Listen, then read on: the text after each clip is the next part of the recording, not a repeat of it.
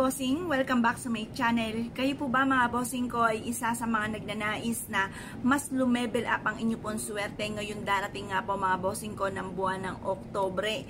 Asya mga bossing ko, bukas ay unang araw ng buwan ng Oktobre ay mainam na subukan nyo po itong gawin upang sa ganun mga bossing ko kayo po higit na maka-attract ng swerte o lumevel up ang swerte nyo ngayong buwan na ito mga bossing ko ng buwan ng Oktobre mga bossing. Kung ikaw po ay lubog sa pagkakautang ng mga nakalipas na buwan at malapit nang matapos ng buwan ng Setyembre, ay subukan nyo po itong gawin mga bossing ko upang sa ganon makabayad ka na kaagad sa mga pagkakautang at hindi ka lagi nape-pressure sa mga bayarin mga bossing. Pinagdaanan ko na ang ganyang mga sitwasyon na unang-una mga bossing ko, hindi ako makatulog, na-stress ako, lagi pong mainit ang ulo ko mga bossing. Lahat na po inaway ko mga bossing ko, tapos ginawa ko rin po ito mga bossing ko. At napasin ko po mga bossing ko bukod sa aking sipag at tiyaga, lalo ko sinipagan. Kung dati-dati mga bossing ko ay papetiks-petiks po ako mga bossing, pero laging mainit ang aking ulo, lagi akong daing ng daing mga bossing. Binago ko yung sitwasyon ko mga bossing, gumawa ko ng mga gatong mga pamamaraan at pagkatapos ay lalo ko pong sinipagan mga bossing. Marami mga blessing na dumating na hindi ko po inaasahan mga bossing.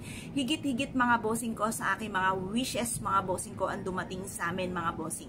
Ngayon pa mga bossing, subukan nyo rin po ito sa mga unang araw mga bossing ko at ito po yung makakatulong mga bossing ko para maalis or ma-wash out lahat ng mga kumapito kong kamalasan sa inyo po mga bossing ko ng mga nakalipas na buwan mga bossing.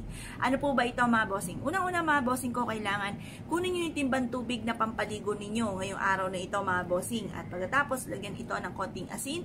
Halu-haluin nyo po ito na nakaharap ka mga bossing ko sa liwanag ng sinag ng araw sa umaga mga bossing. Mga bandang 6:30 or kaya po yung alas 7 ay gawin nyo po ito at paulit-ulit ka mag-wish nang mula sa inyo pong puso at sabihin nyo po lahat ang inyo pong nais mga bossing. Ngayon po mga bossing, mag-wish ka kung ano man po yung mga matagal mo nang pinapangarap. Libre ang mangarap mga bossing. Kahit yan po ay terrific na pangarap mga bossing ko, ang inyo pong i-wish po dyan, okay po yan. Pero syempre, lagi nyo po tatandaan, kung mansyon ang pangarap, mansyon din ang kayod.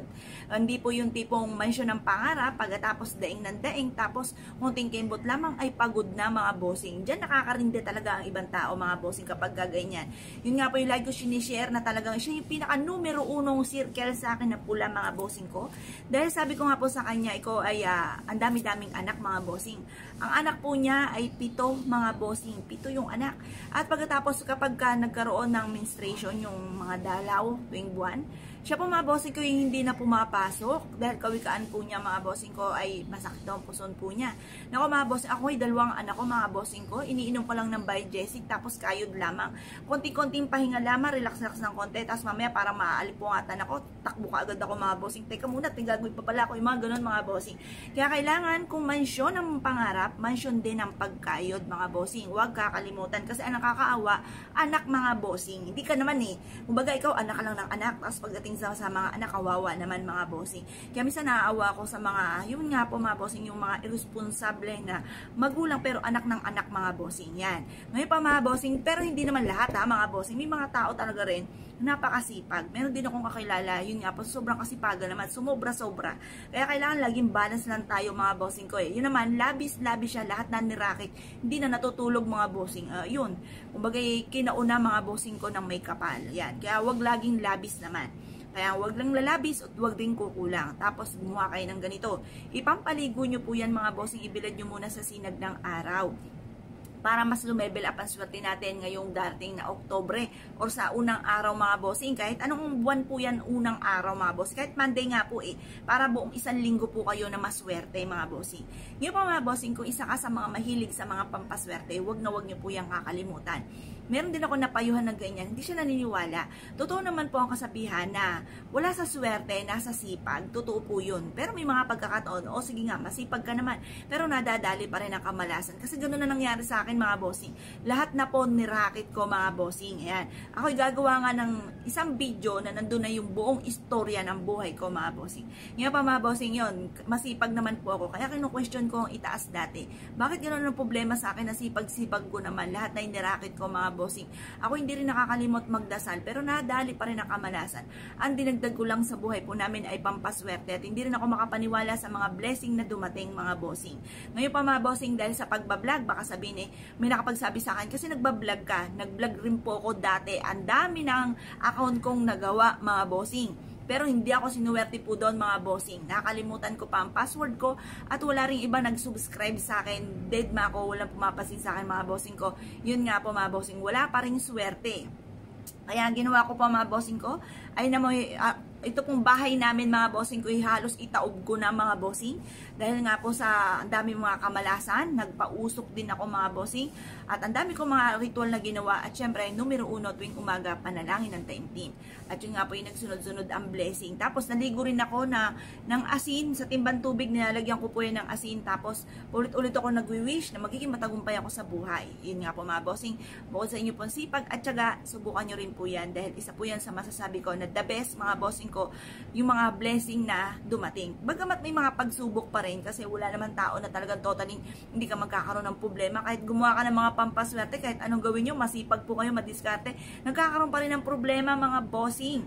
Ngayon pa mga bossing, para po malampasan ng mga problema, ang mga pagsubok ay pagdadaanan lamang at hindi natin tatambayan mga bossing, ay subukan nyo po ito. Proven po ito. Kayo mismo ma-amaze sa mga blessing na darating mga bossing.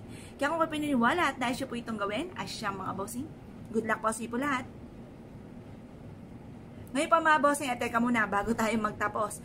Bigla ako nakakalimutan ng aking sasabihin pa mga bossing. Ngayon pa mga bossing, dadalhin ko kayo sa aking chikadora mga bossing. Ako pa mga bossing ko sa personal, hindi ako masyadong madaldal, nakikinig lang ako sa mga bossing ko na pumapasyal dito sa amin. Pero pagdating sa usapin ng video mga bossing ko, dito hindi ako nahihiya dahil wala naman akong kaharap mga bossing. Camera lamang mga bossing. Yung pa mga bossing, eto pa. Kapag po kayo gumawa ng ganyan, sa unang sabak mga bossing ko, kapag po kayo naligo na, huwag nyo muna itong tutuyuin. Hiyain siyang kusang matuyo sa katawan po ninyo mga bossing ko, ang pinangpaligo po ninyo. Kasi para manuot mga bossing ko ang swerte. Pero kinabukasan mga bossing, kapag ginawa nyo na po ito, ayun, magtuyo ka na ng tuwalya. Parang sa unang sabakan lamang. Tapos karirin nyo po muna ito hanggat ninyo pa nararamdaman ang blessing mga bossing. Kasi yan po mapapasin ninyo po na yung mga bagay na hindi nyo naman talagang ginagawa, tula sa isipan po ninyo, magagawa nyo po yan. At ma-amaze ka na lang sa mga sunod-sunod na mga blessing na darating. Pero syempre huwag nyo pong kakalimutan, kung gaano karami ang pangarap, ay rami rin ang pagkayod. Huwag pong susuko sa hamon ng buhay, lalo-lalo na kung ikay pamilyadong tao at napakarami nyo pong anak mga bossing. Lalo nyo pong sisipagan kapag marami ka pong anak mga bossing at huwag kang panghihinaan ng loob. Pero minsan ako pinanghihinaan pa rin ako ng loob kahit napakarami ko ng mga pampaswerte. Kaya minsan mga bossing ko, ginagawa ko, nakikinig ako mga bossing ko na mai-inspired ako ng mga istorya at ganoon din po mga bossing ko sa mga pampaswerte or magbabasa ka ng libro para mas lumawak pa ang inyong kaalaman mga bossing. Basta huwag kang susukot, huwag kang panghihinaan ng loob mga bossing dahil hindi po yan makakatulong. Bagkos ay maaari ka pang magkaroon ng karamdaman, hindi pa matutupad ang pangarap at maaaring mauwi pa sa depression. O siya mga bossing ko, ito, totoo na talaga to, tatapusin ko na siya. Bye bye po, good luck po sa po lahat.